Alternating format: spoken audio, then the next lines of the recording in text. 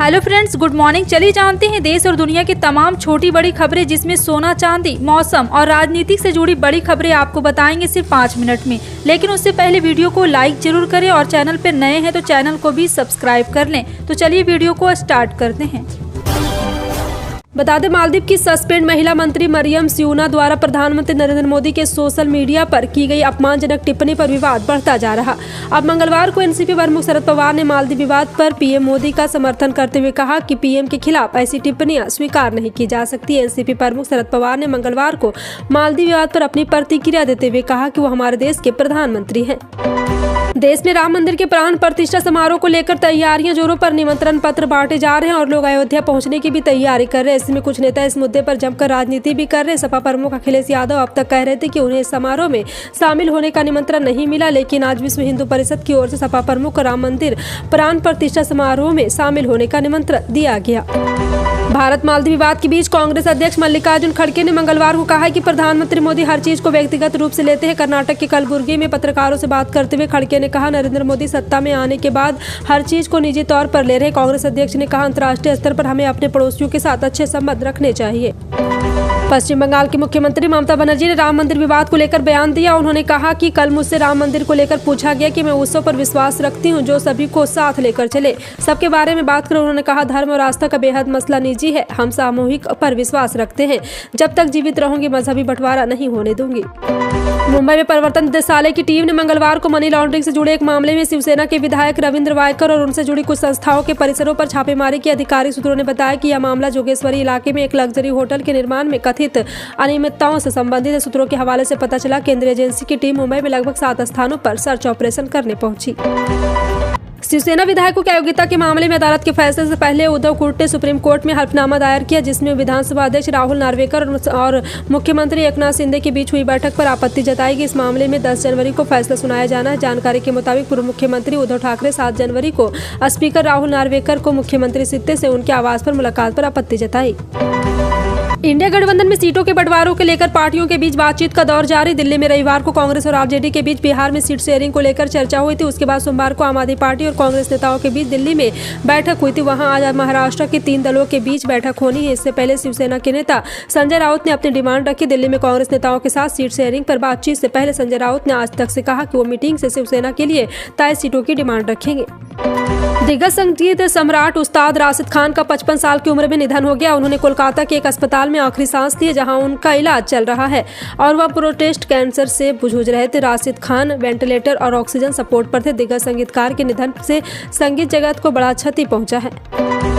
अपने ही कुछ मंत्रियों के बयानों की वजह से छोटे से देश मालदीव में बड़ा राजनीतिक घमासान मचा। भारत के प्रधानमंत्री पर अपमानजनक टिप्पणी करने वाले अपने 3 उपमंत्रियों को मालदीव सरकार ने निलंबित कर दिया, लेकिन ये तूफान अभी थमने का नाम नहीं ले रहा। भारत ने अपने तरफ से नारेबाजी जताई है। मालदीव से उच्चायुक्त को तलब कर भारत की तरफ से आपत्ति जताई गई और मालदीव के भीतर ही मोइजू सरकार घिर गई है। उत्तर प्रदेश में समाजवादी पार्टी और बहुजन समाज पार्टी को एक मंच पर लाने की कांग्रेस की कोशिशों को तगड़ा झटका लगा। बीएसपी प्रमुख मायावती ने यूपी के चर्चित गेस्ट हाउस कांड के बहाने अखिलेश यादव सपा को आड़े हाथ लिया। सोशल मीडिया एक्स पर मायावती ने सपा से खुद को और पार्टी के लोगों पर खतरा बताया। मायावती के इस बयान के बाद उत्तर प्रदेश की राजनीति में एक बार फिर उठापटक शुरू हो गई। मंगलवार की सुबह न्यूनतम तापमान 9.4 डिग्री सेल्सियस दर्ज किया गया, जबकि शहर के कुछ हिस्सों से हल्का कोहरा छाया रहा। भारत मौसम विज्ञान के अनुसार सुबह 8:30 बजे सापेक्षिक आर्द्रता 97% दर्ज की गई। मौसम संबंधित परिस्थितियों के कारण दिल्ली आने वाली या शहर से गुजरने वाली 16 ट्रेनें में मंगलवार को देरी से चल रही। आईएमडी के अनुसार दिल्ली में सोमवार को इस महीने का अब तक का सबसे ठंडा दिन दर्ज किया गया, जिसमें न्यूनतम तापमान घटकर 5.3 डिग्री सेल्सियस पर पहुंच गया। यह उस समय मौसम के औसतन तापमान से 2 डिग्री कम है और हिल स्टेशन नैनीताल के समान है। भारतीय रेलवे में नौकरी को लेकर के एक बड़ा अपडेट आया है। तैयारी कर रहे युवाओं के लिए खुशखबरी है। रेलवे ने 16,046 पदों पर भारतीयों को ज्ञापन विज्ञापन किया और आवेदन प्रक्रिया 10 जनवरी 2024 से शुरू होगी। कैंडिडेट 10 फरवरी 2024 तक ऑनलाइन आवेदन कर सकते हैं। आवेदन फॉर्म आधिकारिक वेबसाइट rrcjjaipur.in के जरिए जमा करना होगा। यह भर्ती उत्तर प्रदेश पश्चिमी रेलवे के अप्रेंटिस पदों को भरने के लिए निकाली है। दिल्ली वक्फ बोर्ड में वित्तीय अनियमितता और मनी लॉन्ड्रिंग के मामले की जांच कर प्रवर्तन निदेशालय ने 5 आरोपियों के खिलाफ चार्जशीट दायर की है। जिन 5 आरोपियों के खिलाफ चार्जशीट फाइल की गई उसमें जिसान हैदर, जावेद इमाम सिद्दीकी, दाऊद अंसारी, कौसर इमाम सिद्दीकी और एक साझेदारी फॉर्म स्काई पावर का नाम शामिल है। ईडी की ओर से चार्जशीट फाइल किए जाने के बाद कोर्ट ने सभी आरोपियों की न्यायिक हिरासत की अवधि अगली सुनवाई तक के लिए बढ़ा दी है। प्रधानमंत्री नरेंद्र मोदी अगले महीने संयुक्त अरब अमीरात की यात्रा पर आएंगे। जी हां, आपको बता दें कि एक बार फिर से यहां यात्रा करने जाएंगे और इस दौरान 13 फरवरी को अबू धाबी में प्रवासी भारतीय समुदाय को संबोधित करेंगे। इस समारोह को अल्हान मोदी यानी कि नमस्कार मोदी नाम दिया गया। कार्यक्रम शेख जायद स्पोर्ट्स स्टेडियम में आयोजित किया जाएगा। बिहार में सीट शेयरिंग को लेकर बातचीत हो रही, लेकिन अभी तक फाइनल नहीं हो सका है कि कौन कितनी सीटों पर चुनाव लड़ेगा। बिहार में लोकसभा की 40 सीट राजद खुद को बड़ा भाई साबित करने के लिए 17 सीटों पर चुनाव लड़ना चाहती। वहां कांग्रेस ने अपनी 10 सीटों की डिमांड राजद को सौंप दी। वही तो वाम दलों में सिर्फ माकपा भले ही अकेले 6 सीटों पर लड़ने का दांव ठोक रही है। भारत में कोरोना के मामले दिन पर दिन बढ़ते जा रहे। मंगलवार को देश में कोविड के 475 नए मामले दर्ज किए गए। वहीं एक्टिव मामलों की संख्या 3919 से सुबह 8 बजे अपडेट किए गए। स्वास्थ्य मंत्रालय के आंकड़ों के अनुसार 24 घंटे में कोरोना से 6 मौत हुई। इसमें कर्नाटक के 3, छत्तीसगढ़ से 2 और असम से 1 की मौत शामिल है। बता दें, नए वेरिएंट के उभरने और ठंड के मौसम की स्थिति के बाद मामले और भी बढ़ने लगे हैं। कांग्रेस ने सोमवार को कहा है कि वो अपनी भारत जोड़ो न्याय यात्रा शुरू करने के लिए मणिपुर सरकार से कार्यक्रम की अनुमति का इंतजार करे, जिसके लिए उसने लगभग 1 सप्ताह पहले आवेदन किया था। मणिपुर के एआईसीसी प्रभारी गिरीश चंद्रकार ने संवाददाताओं से कहा कि पार्टी नेताओं ने राज्य के मुख्य संबंधित सचिव विनीत जोशी से मुलाकात की और उन्हें बताया गया कि मामला मुख्यमंत्री एन बिरेन सिंह के पास है। मेड इन इंडिया जलवा अब पूरी दुनिया मान रही है। अमेरिका से लेकर एशिया और अफ्रीका तक पूरी दुनिया भारत के हथियारों की दीवानी है। भारत की खतरनाक आकाश और ब्रह्मोस मिसाइल का लोहा पूरी दुनिया मानती है। इन मिसाइलों सहित भारतीय असलाह की डिमांड पूरी दुनिया में तेजी से बढ़ती जा रही। इन हथियारों को खरीदने वाले देश लैटिन अमेरिका, मध्य पूर्व, अफ्रीका और एशिया से है। कई देशों के हाल के वर्षों में भारतीय हथियार, खासकर भारतीय मिसाइल तेजस जैसे विमानों को खरीदने में भारी दिलचस्पी दिखाई है। गाजियाबाद का नाम बदले जाने का प्रस्ताव आज नगर निगम की बैठक के बहुमत से पास हो गया है। अब इस प्रस्ताव को राज्य सरकार को भेजा जाएगा। राज्य सरकार की मुहर लगने के बाद गाजियाबाद का नाम बदला जाएगा। गाजियाबाद का नया नाम क्या होगा, यह राज्य सरकार तय करेगी। बता दें, गाजियाबाद का नाम गजनगर या हरनंदी नगर रखे जाने की चर्चा चल रही है।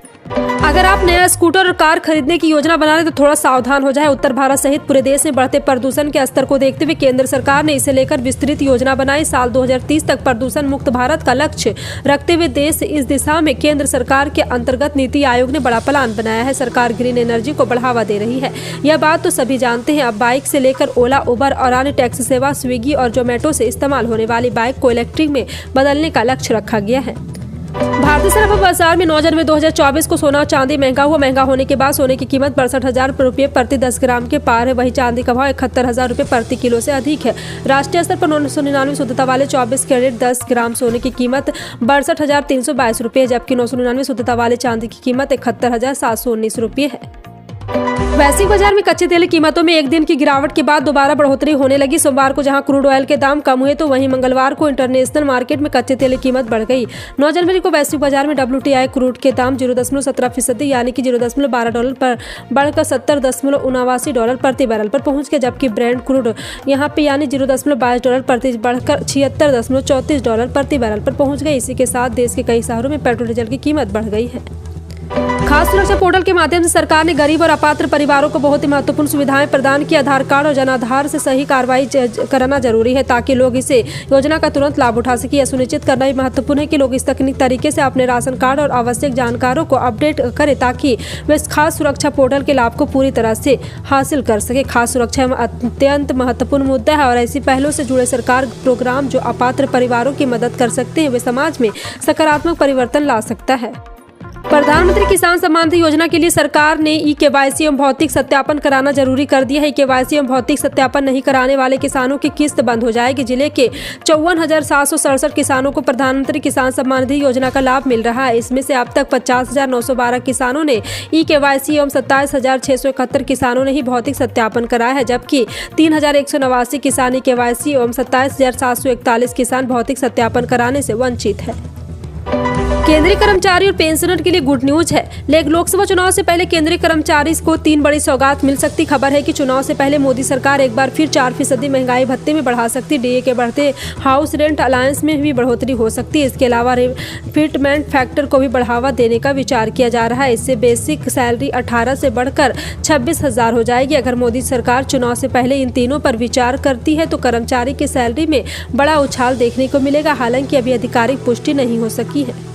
अब अब रिन्यूएबल कारोबार में भी उतर सकती है कंपनी ने कोयला। जी हां, आपको बता दें कंपनी ने रिन्यूएबल कारोबार के लिए अलग से सेल बनाई है। स्पेशल सेल हाइड्रो और सोलर पावर पर फोकस करेगी। अगले 3 साल में नेट जीरो एमिशन का टारगेट है। कोल सेक्रेटरी अमृतकाल मीना ने CNBC आवाज से खास बातचीत में कहा है कि कोल निकालने के बाद खाली जमीन का इस्तेमाल एनर्जी इंफ्रास्ट्रक्चर के लिए होगा। सरकार ने डिकोल लैंड के लिए पॉलिसी बनाई है।